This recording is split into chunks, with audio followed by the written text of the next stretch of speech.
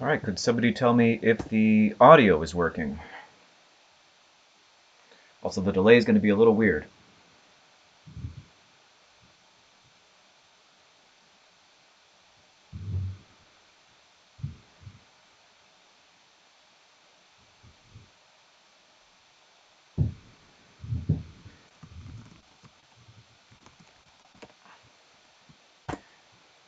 Let's see if this audio is working properly. I know there's like a 30-second delay. Oh, great, perfect. I'm seeing those comments saying it works. So let me just get our slides going.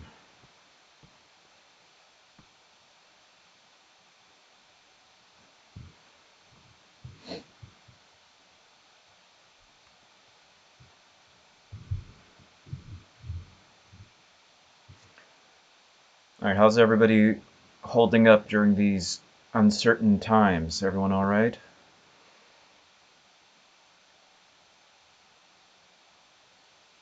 There's going to be some awkward silences and pauses, but I hope everyone's doing okay. The plan for today, I'm going to just kind of talk about how we're going to be doing the class moving forward, because I'm pretty sure it's going to be online for probably the rest of the semester. So I'm going to talk about the assignments. I'm going to talk a little bit about the essay and the new kind of individual presentation assignment. Then I'm going to do the content. I'm hoping to take about an hour or so. And if there's any questions you have about, how things are going to work online, whether the stream is working or not, just let me know in the chat section.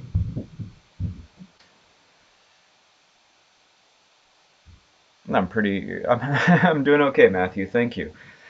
I'm working from home. I have both kids upstairs, so if they come into the basement, like that one BBC guy, then it's just part of it.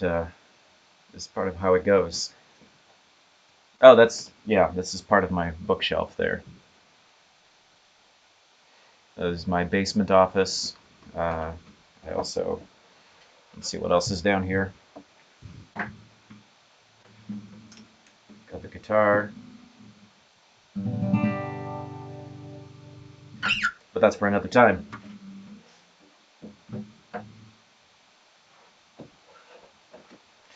All right, so let's talk a little bit about how the class is going to be running.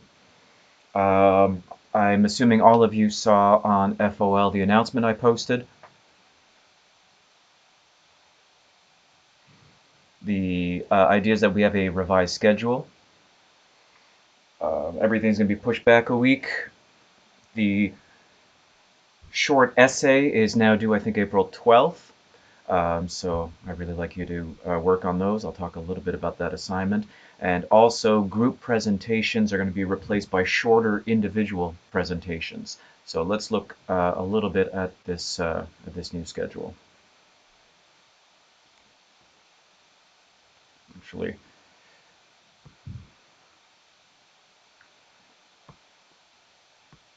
there we go. Okay, so by now you should have already submitted your case study assignments. I'm a little bit behind on grading, unfortunately. But I'll be getting those in, I hope, this week. You'll be using your case study assignments to create to create individual presentations. So, due March 29th. Am I wrong? I think I'm wrong about that due date here. Will I get extra marks if I get infected? No, I feel like that would be incentivizing getting this Corona business, and I think that's a bad idea. Hold on, I think I got my due dates wrong here. Let's go into FOL and see what's actually happening. Short essays, yeah, April 12th. So let me modify that. So due April 12th. Oop. And presentations are now due April 24th. And Individual now. All right, that's good.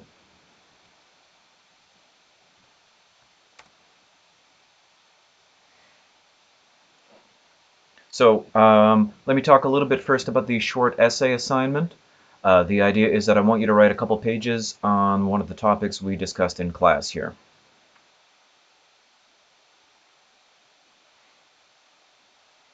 Yeah, so, okay. How do we sync up in a group, considering we can't have no social media? Yeah, forget the groups, no groups. Groups are out. We're in a pandemic time, no groups. So we're going to talk about individual presentations. If this YouTube thing isn't really working, you know, you can kind of let me know, and I will try maybe another website. The thing is, YouTube has a bit of, I think everyone has an account, so it's really kind of easy to run.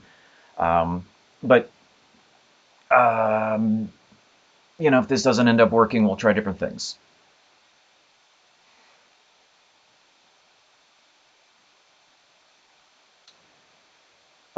Yeah, I'm familiar with that. So Matthew's asking about the little green men. One, I send me an email and we can talk about that. Not over public chat. I'm familiar with that one. Let me just talk about the assignment first. So let's talk about the short essay assignment. It's over here. So we're looking at a 2 to 3 page essay on one of the topics I provide below. Really can keep it to 2 pages, right? We're looking at 800, 1,000 words, and it's about any one of the weekly topics that we've discussed in class here. So what I want is, of course, a well-structured essay. I think of maybe if you had a writ course, right? That's kind of your basic framework. I want an introduction with a thesis statement. A thesis statement can use the word I, because you can say, I think that, or I will argue that. You develop your thesis, you give some context, you present some research, you have some citations, and I want those citations to be from good sources, reputable sources. So you can use, of course, anything we've talked about in class.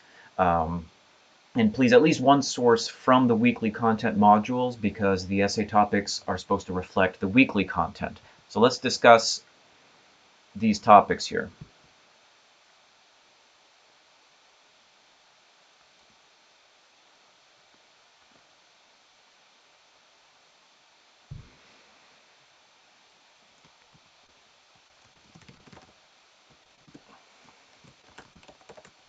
Somebody's asking about Zoom. I personally didn't like the interface very much. I found it very difficult to have the slides and the webcam going at the same time, but I will try to see if it's a better option here. It's just that I'm more familiar with YouTube. So for the essay topics, you can kind of see that it goes kind of week by week. So topic 1, right, the difference between fake news in the narrow sense, and which is, people creating these websites to generate money by telling people what they want to hear, versus the idea of fake news being a concept that kind of encapsulates all online disinformation, right? So what do you think should be the proper way of thinking about fake news? You can also think about the relationship between fake news, speech online, and civil liberties, right? Is it all right that Twitter has, for example, banned all political advertising? Could governments and institutions respond to the problem of fake news online, and how shouldn't they respond? So you could just kind of look at the list here. These are kind of questions that are really coming out of the weekly content modules. Right? We're talking, for example, question 6 about the backfire effect. We have question, for example, question 4 is about Stanley's model of propaganda, which is what we're talking about today. So to access this, of course, go to FOL, and you'll find it under the evaluations, submissions, short essay assignment, and all the questions are there, the requirements are there, and if you have any questions at all, send me an email. If you want to propose a paper topic that isn't listed there, you have to run it by me first. I don't want to see papers that deviate too far from the course content. So please send me an email if you're planning on writing on something that isn't one of these topics here.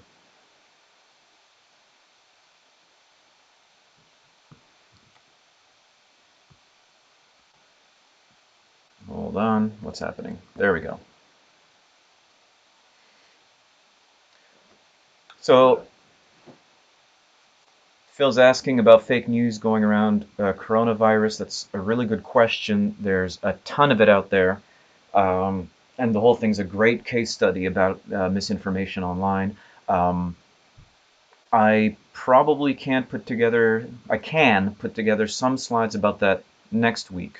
I've been scrambling to put everything together online for all my 4 classes. There's obviously a lot to say about the coronavirus situation in relation to news online. If anybody has any thoughts on that, I'd like to hear them as well. So you can, of course, type something in the chat box. Or maybe again, if we, maybe next week, if Zoom works out, it'd be easier to have everyone online in a kind of a group meeting situation where we'd be able to just kind of talk instead of chat. The coronavirus situation is also pretty difficult because we're getting inconsistent messaging from various political leaders as well, which is something I want to be careful when we talk about. But for now, I do want to ask how people are feeling about the short essay assignment. Again, that due date is now April 12th. And let me get back to the slides here. So I want you to write a short essay on the class topic, and if you want to write about something that isn't in the kind of list of suggested topics, I really do want you to send me an email.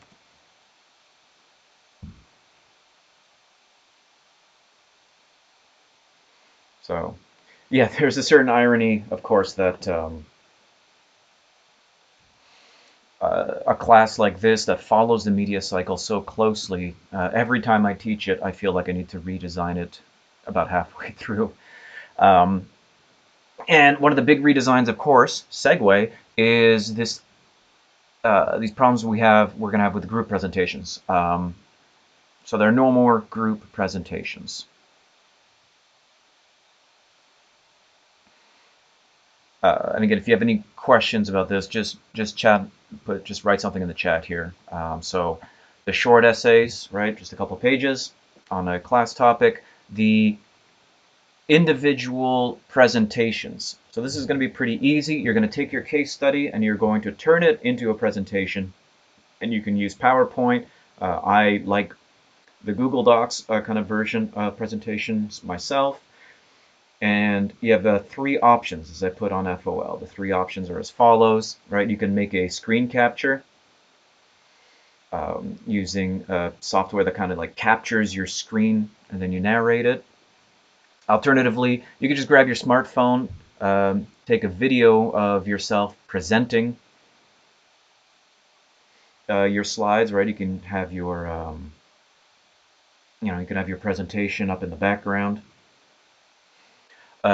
Or finally, if neither of those options work, if you don't want to take a video, if you don't know how to run a screen capture, you could just create your slides and then write a short script which would accompany the slides, which is what you would be saying to narrate the slides.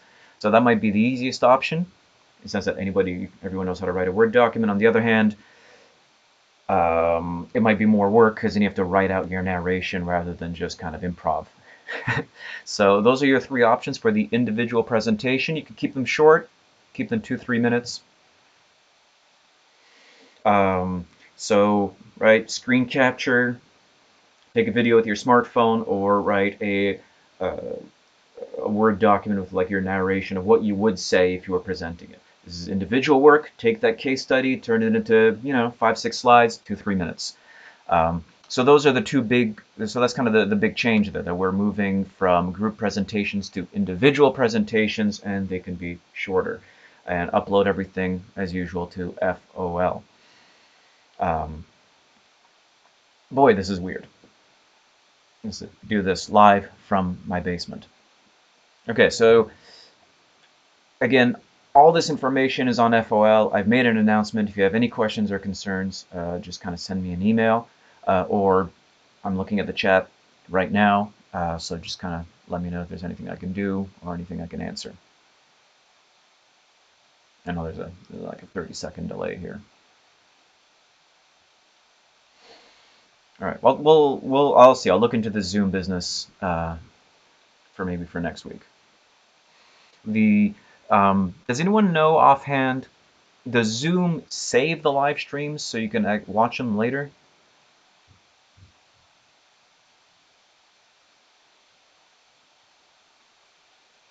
Oh, that's a good question.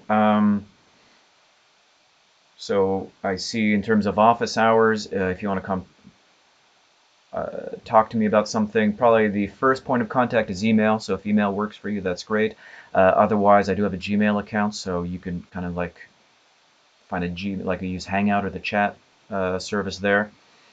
I've gotten lots of student emails. I haven't responded to everyone yet because it's been a mad scramble to work from home and turn all my classes into online classes. Um, so Gmail chat or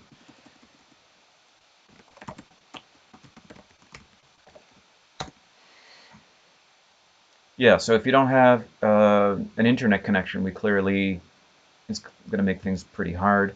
Um, So one of the reasons I wanted to use YouTube for this is specifically because I know that the live streams are going to be saved afterwards. So if you're not online, like at 1 o'clock on Mondays, you're able to watch this.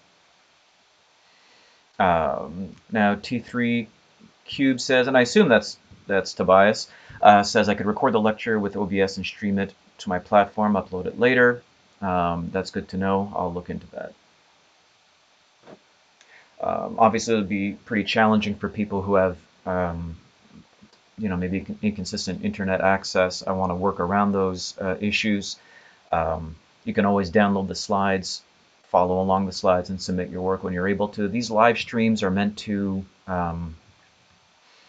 hopefully be useful. But if you're not live, if you can't watch like a 2-hour stream, probably you're going to be okay. I'm hoping to be able to create some timestamps as well, so that right because it's we've been live for about 18 minutes now. I haven't actually done any content per se, so I'll create timestamps so you can kind of skip ahead to the actual content. Again, YouTube makes this really easy as opposed to like a platform like Zoom. So if that's all right, why don't we talk a little bit about the course content that we had for today? I'm going to keep my eye on the chat, of course. But if it's all right with you guys, and if you don't have any more questions about the course content, about the revised course schedule, I'll go to the content. How long are virtual classes going to be? I'm hoping to keep them to about an hour at most. I know that we have 2 hours scheduled, but a 2-hour live stream might be too much to ask from people. I can skip past the boring parts. So I'm going to try to keep. I'm going to try not to take the full 2 hours here because it'll be just too much. So in order to do so, um, I'm going to try and be a little bit more efficient as I'm moving through the slides here. 2 hours might just be too much. Of course, it's been 20 minutes and so far, can't say I've been super efficient. All right. So just as a reminder, where were we last week? We examined the psychology of virality and radicalization. The psychology of virality suggests that things that get shared get a bit of a boost when they engender something called activating emotions. Activating emotions are those emotions that make us want to do something. They are typically things like, surprise, awe, or anger and outrage. So if these emotions kind of give virality a boost. This effect can be kind of manipulated to create and generate radicalization at the extreme, which is the belief that some kind of typically political conflict is unavoidable. Uh, and I think this is a nice segue into talking about a specific kind of disinformation, which is different than fake news in the narrow sense, which of course was content created to make money by telling people what they wanted to hear on social media, whereas propaganda is typically ideologically driven.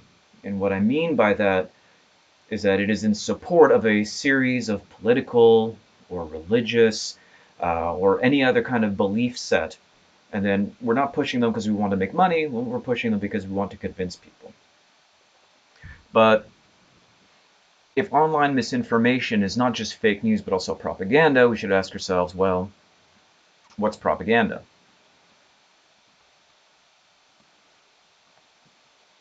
Um, Usually, so I'm going to skip fact, fiction, fallacy for today. I think what I'm going to do is I'm going to leave that as an exercise for you folks to do. You can do that at home. You can see if you can get the right answers, and maybe I'll put a poll up on FOL and see if you get the right answers here. So I got some examples, but I'm just going to skip over this because it's more fun to do it in class, in person. So we're just going to skip that. Instead, let's talk about propaganda. Online propaganda really is the intersection, as I've said, of ideology and fake news. So it's a specific kind of disinformation online in support of typically political beliefs. So let's start by talking about fake news as a form of propaganda online.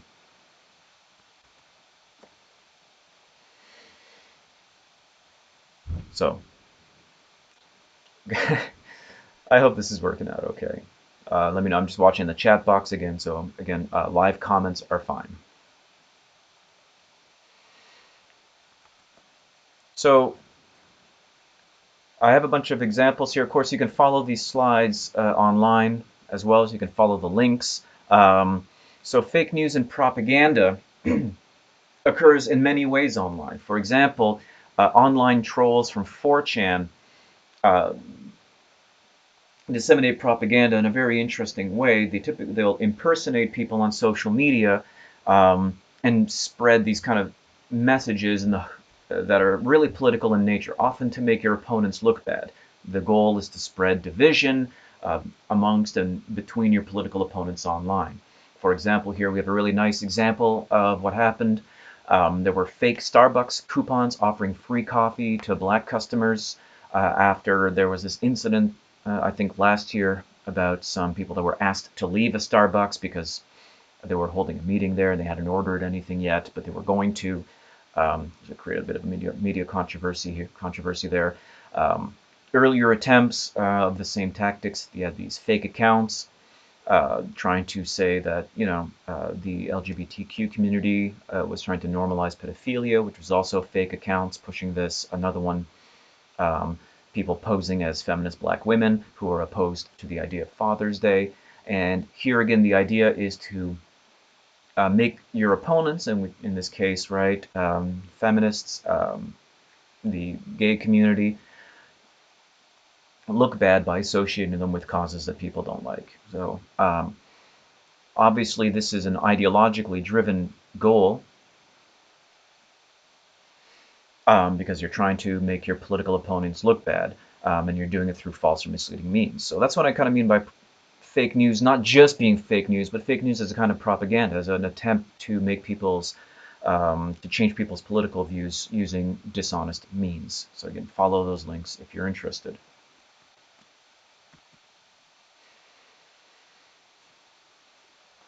And what's really distinct here is that, I mean, of course, early fake news, or 2015, 2016, in the run-up of that American election, the focus was on monetization, that you can get advertising click-through revenue. And the people doing this, no matter where they were in the world, whether it's Macedonia or wherever, didn't really have any political beliefs. They just liked that they could get ad revenue, and the way to get ad revenue is by creating these outrageous headlines.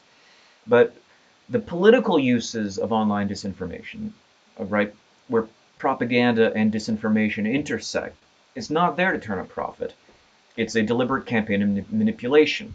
It's, in other words, propaganda, which, as the Britannica writes, is this kind of systematic effort to manipulate people's beliefs, their attitudes, their actions. But of course, we always try to change each other's attitudes. This is kind of part of the normal political process, right? I present my case, I have an argument, here are my policies, we have debates. What makes propaganda specifically manipulative? So for propaganda to be manipulative is, one, you have to be deliberately and intentionally lying or misleading. Um, you have a, as the Britannica notes, you have a specific ideological goal, and nothing gets in the way of that goal, certainly not the truth. So you will select and distort specific facts, symbols, and arguments. Um, you're going to try to divert attention, make these appeals to emotions, in order to present your ideological case. Now, unfortunately, I mean, again, I hate to hit on Trump so often in the class, but there's really something happening here, which is a little bit unprecedented. Um, right? This crime statistics thing that Trump shared are just false. These statistics don't exist. The source, the Crime Statistics Bureau, doesn't exist. Um, and if you try and find where this image started from, it's kind of this far right source. So this is very effective political propaganda that was wittingly or unwittingly shared by the Executive Office of the United States. And of course, nobody's trying to make money from stats like these. People are pushing these things for ideological reasons.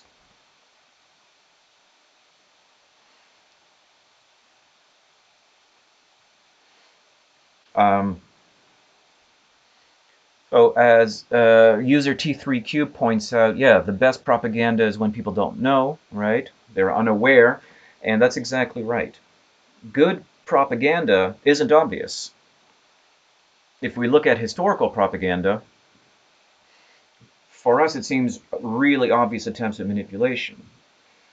What we should be asking ourselves is, um, what is the propaganda right now that we're seeing? What's effective? And it's not just any attempt at changing your mind. It's not just any argument in the public sphere. It has to be a specific kind of argument that is dishonest, um, in ways that appeal to emotion or distort facts in the service of a political goal. And according to Jason Stanley, as we're going to see, not just any political goal, but a specific kind of political goal. And I'm going to talk about that when we get into Stanley's model of propaganda. Um, in terms of, you read the slides already. And just in terms of internet access, I think, yeah, you can, I will try to make this stream available. You can download it in audio format. I will give you links. That's a really good point in terms of how to do that. Um, again, the live stream is not, I don't think it's necessary to pass the class to show up here and listen to me for an hour or two. I'm hoping that it can actually maybe help people, kind of stay on top, structure their interaction with the class a little bit, say, okay, it's Monday, I have to do the class. But if you want to follow the slides on your own time, download them, look at them later, do the work, upload it when you have some internet. That's great, because I read this live stream, I hope, is useful, but I don't think if you can't access it at 1 o'clock and watch the whole 2 hours, you're going to fail. I don't think that's necessarily it. And if you have any questions about the content, right, email is fine. I really want to be sensitive to the kind of the inequities built into this online move here. Heck, if you just want to call me on the phone, send me an email. So propaganda, right, is an attempt to manipulate public opinion. And I have some examples here. So you can look at them back in 1990, of course, during the first Gulf War. A 15-year-old girl who testified to Congress about atrocities turned out to be hired by a PR campaign, and the account was found to be fabricated. So you can now, yeah, I'm leaving, and point out it's because of, okay, I can mute people. So let me skip ahead a little bit here. Yeah, so here we have some propaganda posters, which is kind of what we think of when we think of propaganda. Or we think of these kind of really obvious posters, which we look at and think, how could anyone fall for that? But as T3Q pointed out, right, the most effective contemporary propaganda is the stuff we don't realize is propaganda. So these are North Korean propaganda posters. Here's some World War II era propaganda posters. One thing I'd like to point out here is that there's right here, there's obviously some caricatures of a pretty offensively racial nature. And over here, right, the Nazis burned these books, but free Americans can still read them. So obviously they're kind of what we think of as propaganda. Right, I think this one over here, the Nazi burned these books one, isn't the kind of thing that I'm thinking of when I think of like deliberately dishonest or misleading propaganda. And so not all propaganda is made equal. In fact, I wouldn't even consider this necessarily a form of propaganda. Um,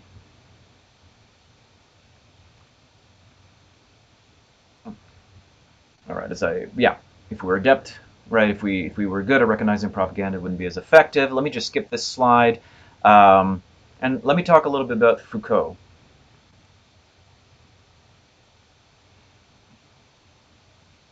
So, why talk about Foucault at all? I think he has this interesting idea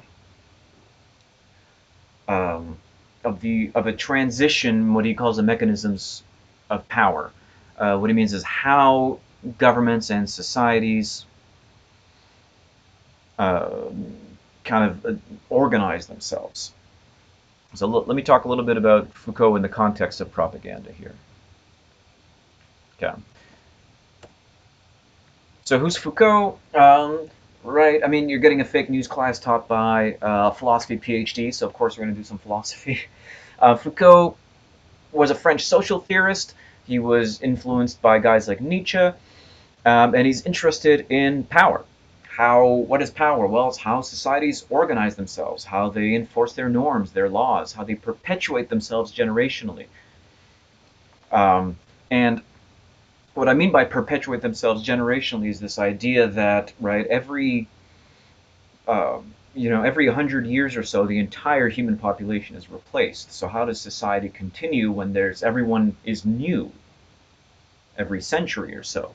Well, you have to raise kids, you have to teach them, they have to go to school, you have to teach them the very idea of what a country is, what laws are, because nobody's born with these ideas.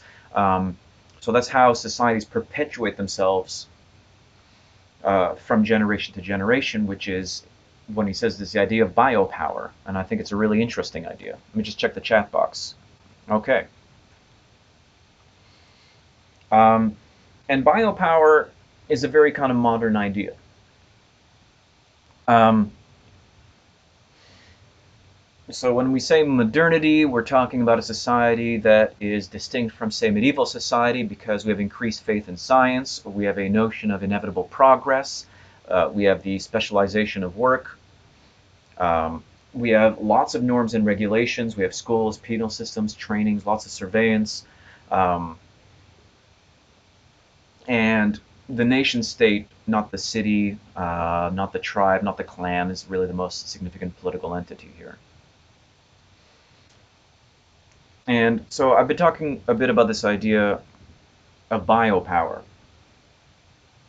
Um, so the idea is that the primary function of discipline systems, which is just political systems engaged with reinforcing behavior, is not a focus on getting people to do things, but kind of a focus.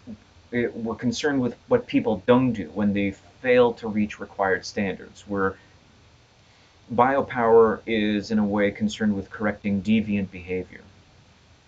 Um, if this is unclear, let me see if I can make a better distinction here, which is Foucault's own distinction. And oh, did I get those backwards? 2684. Um, so Foucault says, look, there's going to be a distinction in history between a change from what he calls sovereign power to this new kind of biopower. Biopower is the idea that there are standards of behavior, and the state is primarily concerned with rectifying people who don't meet these standards. So sovereign power, which is the old kind of power, the power of the Roman Empire, of the medieval period, right? Control is primarily exercised through death and punishment. Um, so power is usually exercised in the sovereign sense when you extract things from people. You can take away their lives, you can take part of their crops, right? You can ask them to perform military service. It's a very kind of central way of organizing power. Whereas modern states, Foucault says, don't just extract things from life, they manage life. Things are more decentralized. You have like many little different bureaus taking care of things. But we have extensive use of surveillance, documentation. We start taking really detailed censuses. We keep medical records. We have standardization, public schools. And there's really a big change from power as a mechanism of control over people to power exercises as like the management of the human resources within the state. And to do that, you need things like lots of documentation, lots of standardization, public schooling, public health records. In fact, in this age of the coronavirus, the whole idea of biopower is very, very clear to us. Right? We went from nobody having heard of a COVID-19 into a few weeks to like literally everyone on the planet probably has heard of it. So that's, and we have new terms like social distancing. And the fact that we understand these terms and we know what to do about them is what Foucault kind of means by biopower, which we're managing the life of the citizens.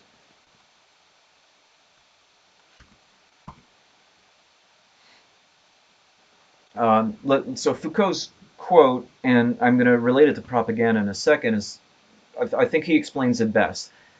Since the kind of the classical age, we're thinking, of course, in Europe, classical age, ancient Greek society, the Roman Empire, medieval period, right? The West has undergone a very profound transformation of the mechanisms of power. We've moved towards a power bent on generating forces, making them grow and ordering them, rather than one dedicated to impeding them, making them submit, or destroying them. So, in other words, modern states are concerned in a new way with things like tracking birth rates, tracking public health, tracking education standards, and really generating power through the judicious management of the human resources within your territory, which is different than how power was exercised before. Let me just skip a few slides here because I did a lot of quotes from Foucault, but let me not do those quotes. Let me just give you a couple of examples of what I mean by biopower here.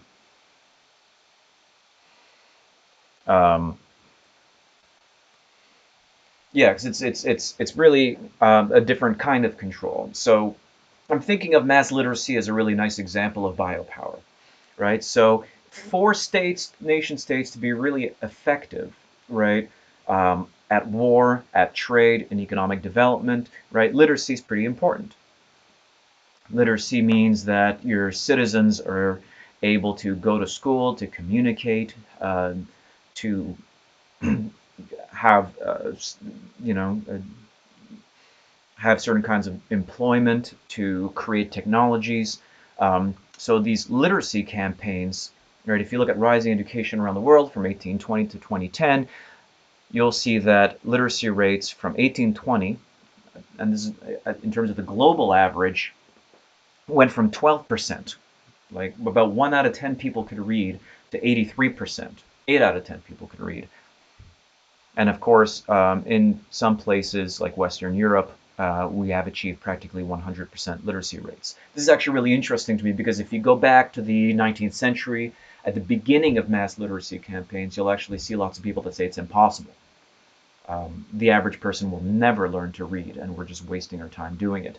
But literacy was so important for states that correcting the deviancy of not being able to read became a primary focus because it was so crucial for states to have a citizenry capable of reading in order to be able to be competitive on the world stage. So this is an example, right? Before that, literacy was not a concern of nation states.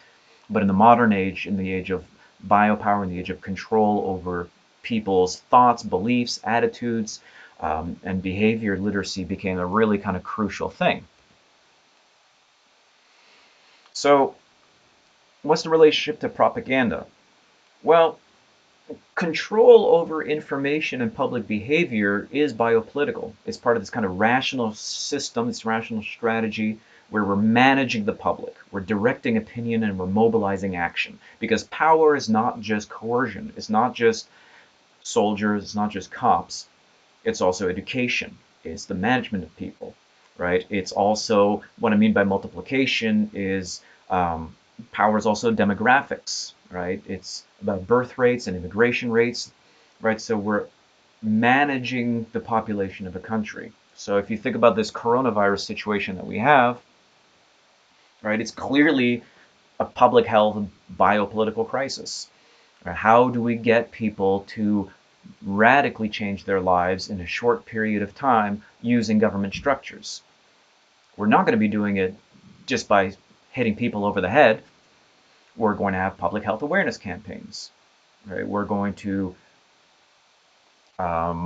use all the communication strategies the state has and the media has to kind of get the message out to people. And yes, at the end of the day, there's, of course, the threat of coercion, the possibility of coercion, but it also goes far beyond that. Think of all the ways beyond coercion, beyond power, beyond violence that the state has to try and get the behavior it wants out of people. Am I talking too much? I feel like I'm talking too much. I only got 12 viewers. All right. So anyway, um, again, I'm keeping an eye on that chat box there. So if you have any questions about the material, feel free to ask. So if this is an interesting idea to you, right, you can of course Google the idea of Foucault and biopolitics to get a little bit more. So the idea is that propaganda is this biopolitical concept. It's about managing behavior beyond the mechanisms of power, beyond the mechanisms of coercion. So let me turn to Stanley's theory of propaganda. Stanley wrote Jason Stanley, I think he's at Yale. He wrote a book called How Propaganda Works. He's a bit of a public intellectual, right? He wrote a column for the New York Times called The Stone, covering philosophical topics for a popular audience. His last two books are How Propaganda Works and How Fascism Works. I'm not going to talk about how fascism works at all. We're going to talk a little bit about totalitarianism and fascism next week because I think their approach to propaganda is worth discussing independently. But let's talk about Stanley, how propaganda works. So Stanley begins by saying, look, not all propaganda is necessarily bad, right?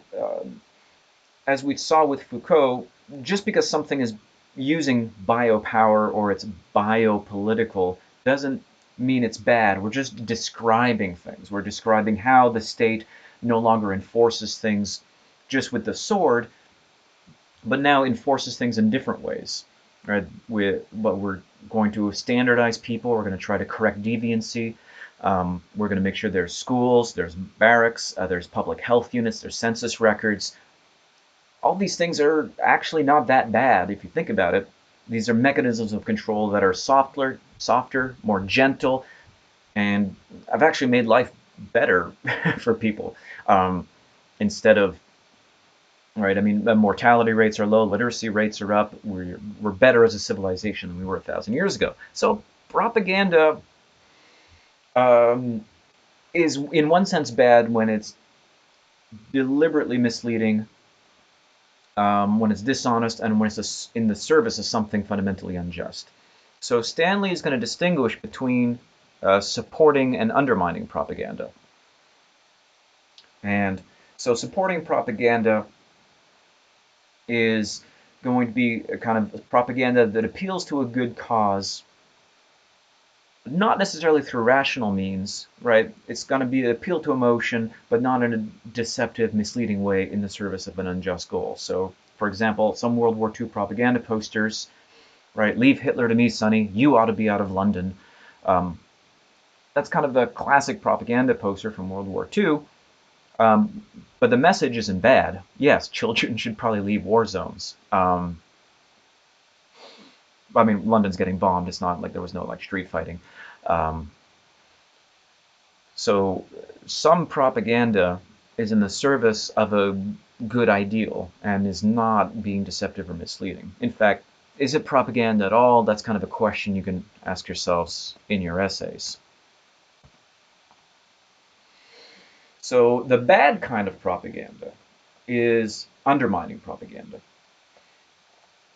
Supporting propaganda, as I've said, it's in the service of a good ideal, even though it's not using rational, right, means. It's not a rational argument. It can be an emotional appeal.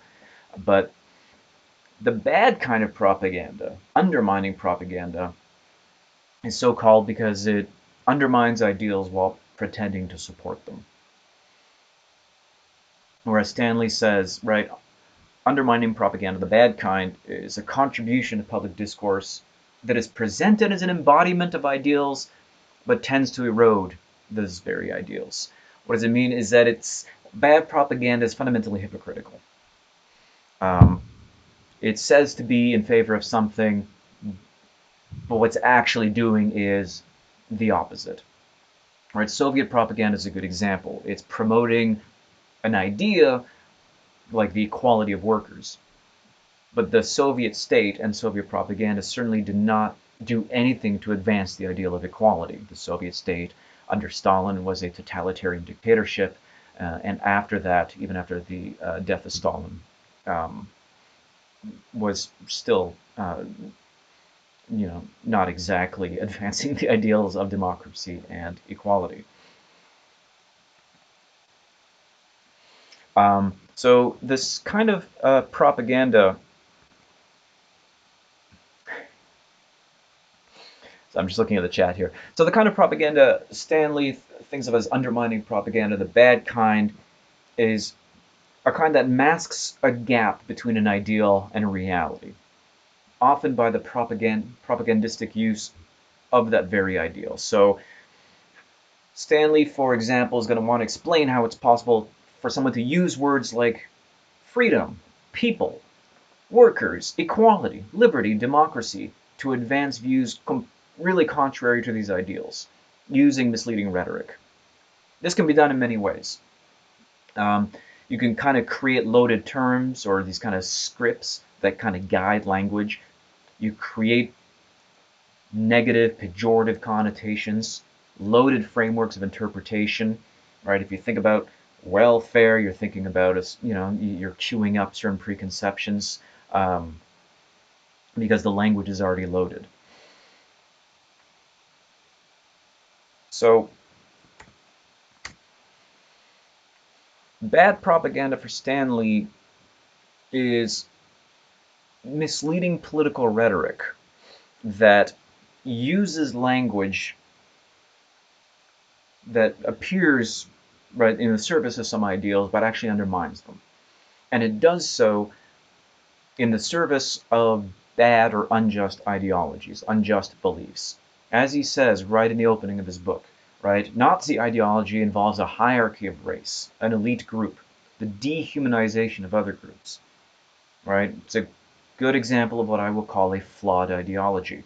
When societies are unjust, we can expect the emergence of these flawed ideologies, right? And it's why? Because in a society that's fundamentally unjust, right? For example, due to unjust distinctions between persons, between groups, right?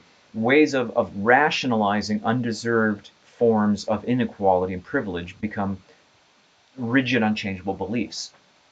Right? These beliefs become the barriers to rational thought that propaganda exploits. So what does this mean? What Stanley's saying, like, look, bad undermining propaganda is political rhetoric designed to perpetuate, strengthen, and deepen injustice. That's when you know it's bad propaganda, right? So obviously our case, like the best case study would be Nazi propaganda. The idea that there is a hierarchy of racial characteristics is something we should right, we all reject, obviously. The dehumanization of other human beings is monstrous. So how do you get people to believe this? All right, well, you have a propaganda campaign. And the propaganda campaign becomes a crucial part to maintaining the flawed, unjust ideology, according to Stanley. So, bad propaganda is in the service of flawed ideologies. And you're trying to defend an unjust form of social organization. That could be Nazism, that could be communism, could be slavery, could be apartheid, and so on.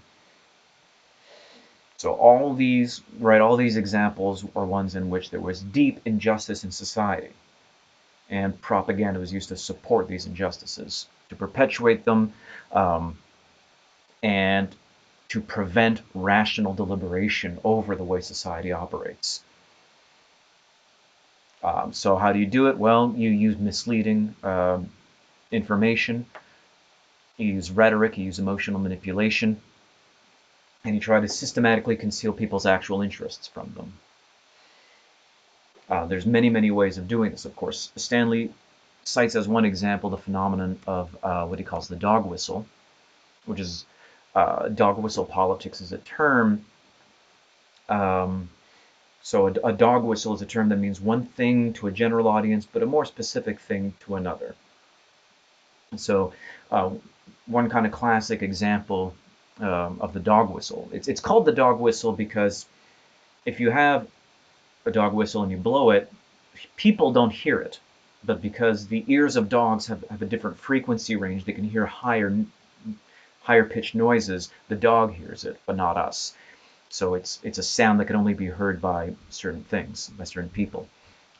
So the dog whistle is a term that only some people will really understand what it means. So some people argue that when you call it back in the 1950s and 60s in America, when we're talking about the civil rights movement, the debate was whether or not the federal government had the ability to legislate the Civil Rights Act. And the Civil Rights Act, of course, had to do with issues of desegregation between black and white people in the United States. Of course, in the 1950s, in the United States, right, if you're black, you wouldn't be able to use some public services. You couldn't go swimming.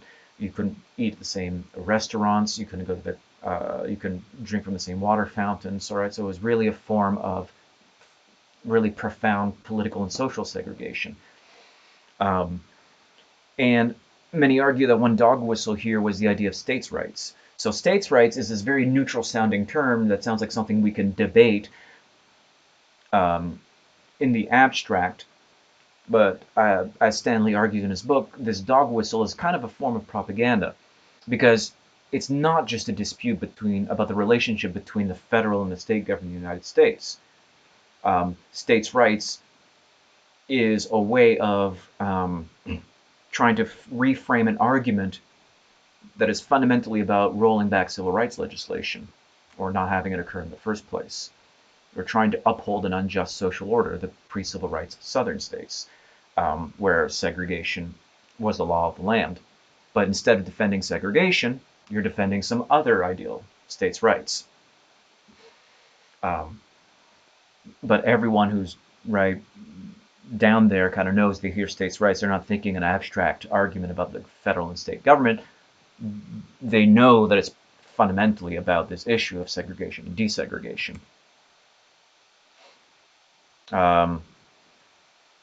Okay, so I'm looking at a comment now. You have a visual representation that can visualize the bad and good propaganda cycle. Yeah, that's a good question. And let me think about how, because it's not really a cycle so much as two different kinds of things. So good propaganda, I don't even want to call it propaganda. Stanley does. Good propaganda is in the service of a political ideal that is good and doesn't undermine these ideals. Bad propaganda, undermining propaganda, serves to defend an unjust social order. So it's really what it's trying to do that makes that distinction. Let me just skip some of these slides here because I want to get this done in about an hour because I know people don't have 2 hours to listen to me talk. Um, so one of the important things about the bad kind of propaganda is that um, it undermines democracy by preventing rational deliberation, right?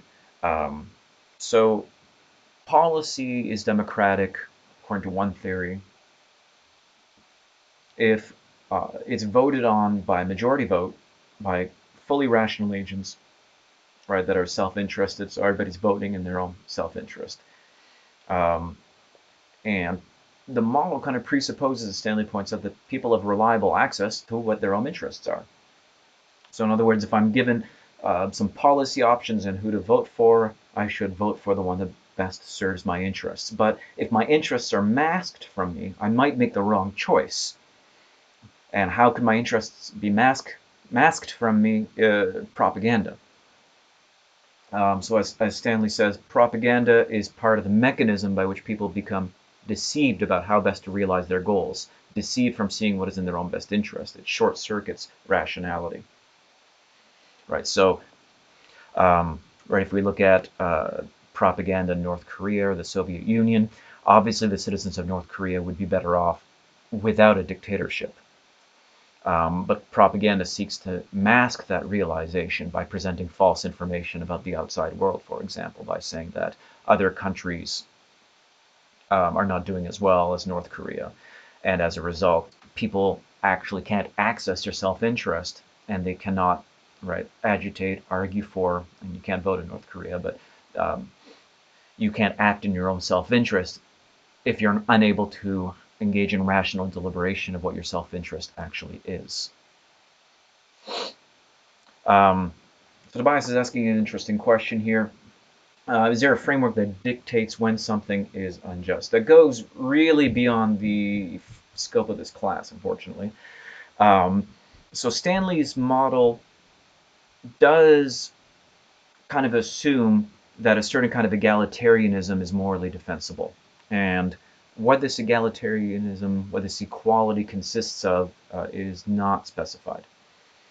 Um, I think at a basic level, there's an egalitarianism we can all agree on, which is that we should have at least equal standing before the law, equal rights. Um, However, sometimes you hear on the internet the idea that there's this other notion of equality, equality of outcome. I don't think that's something Stanley intends, and I don't think that's a view that many people even have. Um, what we For the examples, for example, of the pre-civil rights era United States, there was clearly an unjust form of inequality between citizens there, defined in terms of race. Um, are there levels of, for example, economic inequality that are unjust? That's going to be an issue that's kind of outside the scope here. So you just have to kind of plug in your favorite theory of justice. Which again is kind of beyond the scope here. Um, but at the abstract level, the bad sort of propaganda strengthens, deepens, and defends injustice, and often does so through the very language of justice, using and then undermines those ideals. I think I have some examples here. Um, so North Korea calls itself the Democratic People's Republic of Korea, but it is none of these things, right? It's not democratic. It's not for the people. It's not even a republic. It's not even all Korea. It's just um, so. But it's using language to defend itself. But what it is undermining the idea of democracy, undermining the idea of a republic. Let me give you a slightly more controversial example, but I really like this example, so I keep using it. There's a university called Liberty University. in the United States. And they really like using words like freedom and liberty in their pamphlets on their website. Um, but it's really ironic because it has an extremely stringent student code of conduct. Um, you can't drink alcohol. If you have sex before marriage, you're expelled. You go to attendance at a dance is a $25 fine. Um, so you can kind of look at these entertainment guidelines, right? You can't watch R-rated movies. I think they revised those guidelines recently. Um, so let's look at this actual quote. Media or entertainment that is offensive to liberty standards and traditions, right? Lewd lyrics, anti-Christian message, sexual content, nudity, pornography is just not permitted. Um, so again, I'm not trying to compare Liberty University to North Korea. That's not the idea. The point is that we shouldn't mistake names for reality, and that it is perfectly possible to use language in a way that is contrary to what the words seem to actually mean. If you go to Liberty University, you might expect to be really particularly free in how you define your life and the activities you seek to pursue, but you'd be wrong because it's actually the single most restrictive student code of conduct that exists in North America. Um, Again, this is just an example. Um, but the idea is, right, you can use language to undermine the very things that language stands for. And that's going to be, for Stanley, a really kind of a hallmark feature of propaganda.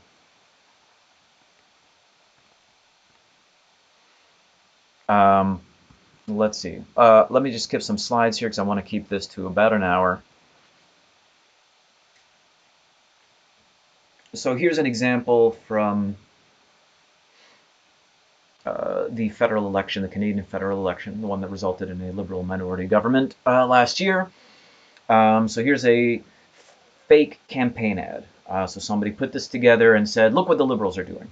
So there's a fake campaign ad put out by opponents of the Liberal Party, and the idea is that that the Liberal Party, to put out an ad that looks like this, means that you shouldn't vote for them. What it says: our country will not be hijacked by extremist political parties. The Liberals will stand strong. Um, so how do I apply this using the Stanley model? So on the Jason Stanley model, the idea is that propaganda is in defense of a flawed ideology, which defends an unjust social order, and does so by undermining the very values it claims to appeal to. So I think it actually, you can kind of analyze it in these terms pretty well, because if you look at this and you take it seriously, you can understand the image as an attempt to defend the value of civility in politics. So if I'm looking at this ad and I feel angry that the Liberal Party would put out an ad like this, I could be thinking to myself, what is happening to civil discourse? All right, this ad is just wrong. But of course, by lying about your opponents, the people that created this piece of online misinformation, in fact, undermine the idea of civility in politics. So civility, right, is just the idea that we should be civil, we should be polite, we should focus on, right, actual arguments and facts, not appeal to emotion. So by accusing the other side of not caring about civility, but lying about it, we are undermining that very ideal.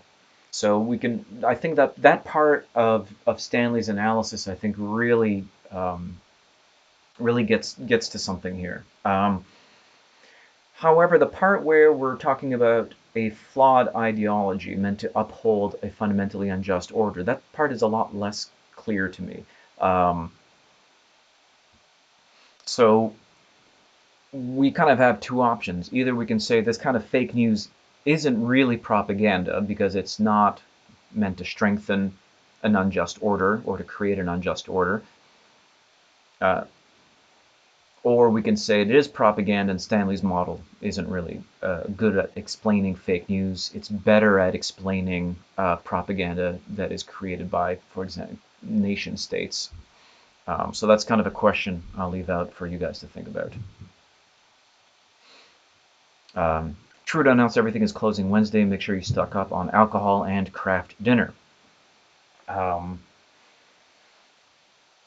Yeah, what whiskey pairs best with craft dinner? I don't know. Look for suggestions in that chat box there.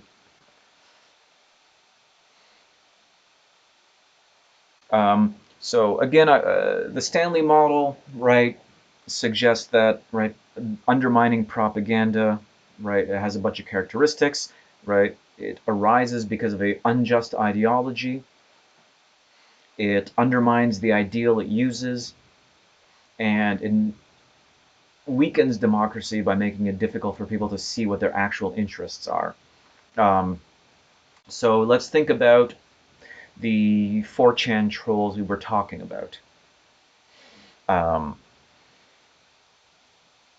We saw that, right, you would, one thing you could do online is pretend to be someone that you actually are, and then make them look bad by saying dumb things, right? So you could pretend to be a feminist on Twitter, and then you create a fake campaign against Father's Day. So people think, ugh, these feminists, my gosh. But it's a fake campaign. So if the idea here is to sow discord, we'd expect that under the Stanley model, part of the message is that the opponents are the ones creating disunity, because propaganda is always in the service of the opposite of what it actually says. So here's a 4chan thread where they're talking about how to engage with people ideologically. So over here he says, here's what you should say. Thanks for pushing normal people even further to the right. If they start an argument, simply keep repeating that. This is, you can, right, if you can just say, look, I am leftist myself. I mean that stuff like that damages our cause. Even then, the statement has values a divide and conquer strategy, right? A real leftist doesn't believe this stuff. It doesn't matter whether you believe any of the above or not. The purpose is to make them believe it, right? So the idea is that, right, you are creating, you are against disunity and discord, but in fact that's exactly what you're creating. You're hoping to have this divide and conquer strategy on your political opponents, when in fact, when you're using rhetoric that says, like, hey, we should actually all hold together because a real leftist doesn't believe this stuff. So you can kind of see how this form of online misinformation is meant to work. I don't know if this example is clear or not. So the model looks like this. Right? You start with some unjust level of inequality arising in society. The classic cases that Stanley looks at have to do with, Nazi ideology, where you have like an unjust idea that different races are superior and other ones are inferior. And this unjust level of inequality is defended by a flawed ideology, Nazism, which leads to a form of undermining propaganda. And the undermining propaganda means that citizens aren't aware of their actual self-interest, and democracy itself is put in peril. Or in the, right, presumably if German citizens knew what would actually happen to the Nazi regime in 1945, they wouldn't have become Nazis, which is why propaganda was so crucial here. Also, on some level, you would have to also realize that the Nazi theory of race was a garbage theory. But again, propaganda made it seem like it wasn't. We're going to talk about that next week. So one of the flaws I want to point out with this model here, in terms of understanding internet propaganda, is that it kind of supposes that propaganda arises from a defense of existing injustice. But I think much of the propaganda we see online is strategically working towards political outcomes. It's not a reactive defense. It's hoping to create something. Memes online promoting racism are working towards the creation of an unjust social order. Um, they're not defending an existing one. They're hoping to create one. However, I do think the idea that propaganda undermines the things it claims to espouse really rings true to me. I think that's true in practically every case that we've looked at so far. That bad propaganda can almost always be identified by the fact that it undermines the values it claims to hold. Um, it's clear as mud. Oh no. All right, let me try one more time. So Stanley's theory of propaganda says, look, what we think of as propaganda can be good or bad. The good kind of propaganda, don't even worry about it. I'm not going to talk about it. The bad kind of propaganda can be identified by the fact that it does a couple things. The first thing bad propaganda does is try and defend an unjust social order, where injustice is a kind of inequality that can't be defended. Um, it could be the idea, for example, in 1950s USA, that the segregation between races would be right. It's a form of equality that is actually indefensible, but we're going to try to defend it. So bad propaganda defends injustice. That's one way in which you know it. The other way in which you know it is that bad propaganda undermines the values it uses. So Animal Farm in the comments here is actually a really nice example of it. Um, One of the classic slogans from Animal Farm, where it undermines itself, right, is the idea that all animals are equal, but some animals are more equal than others. Um, so the propaganda in the Animal Farm uses language of equality and liberty and progress and justice, but is in the service of the exact opposite. It's in the service of tyranny, hierarchy, despotism. Um, so if you want to understand propaganda, the we have to kind of be clear-headed about these kind of two characteristics: that you're defending something unjust, and secondly, the the the defense itself is in a way contradictory because it undermines the very ideals that are present in the discourse. Animal Farm's a really great example of that, so thank you for bringing that up. The outcome of that is that, and this is kind of a separate issue, is that when it's effective, propaganda makes it hard for people to participate in democracy because propaganda makes us vote in ways contrary to our own interests by giving us misleading or false information. So you think you're defending liberty or equality, but the propaganda actually ends up making people support things that are not in the service of equality or liberty or justice. Um, so I want to just kind of keep this framework in mind when we talk a little bit more about propaganda next week, when we specifically look at the propaganda techniques of the Soviet Union and Nazi Germany. Or is that next week? Hold on. I made a mistake. I think that's not next week. I think next week we're actually talking about public relations. Okay.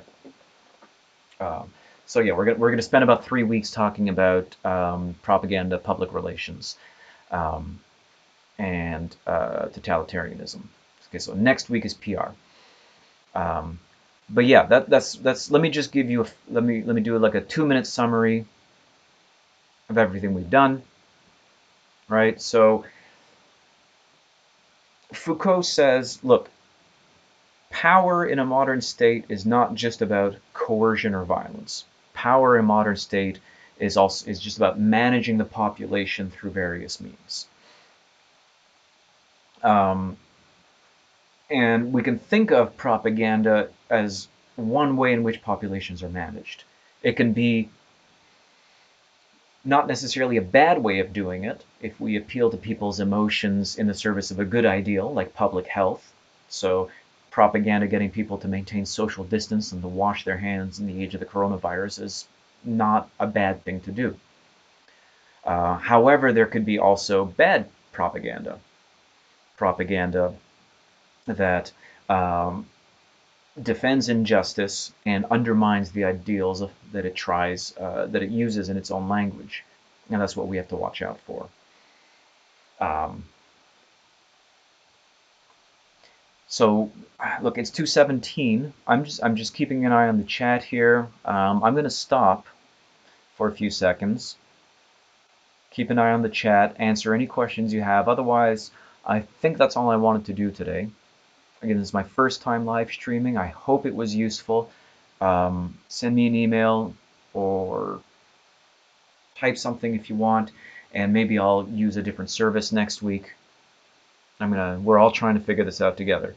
The slides are online, of course. So otherwise, I'm just going to log off for now.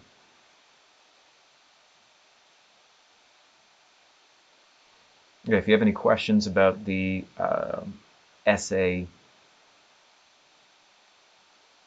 or the individual presentations, do let me know. We also have some online quizzes. Keep an eye on for those. They're very quick, but I'll be sending you reminders about the online quizzes as we wrap up the class as well. Again, everything's going to be online.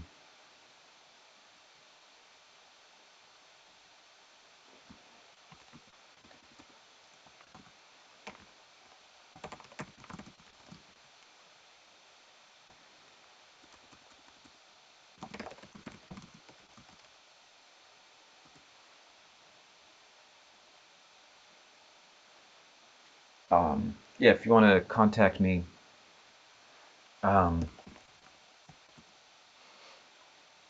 this is my email down here. I'm just going to type that.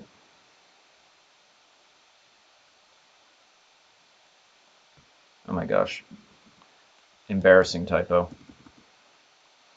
Okay, so I'm going to end the stream now. Thanks for watching, and I'll try and get used to this very bizarre format. All right, I'll see you all next week.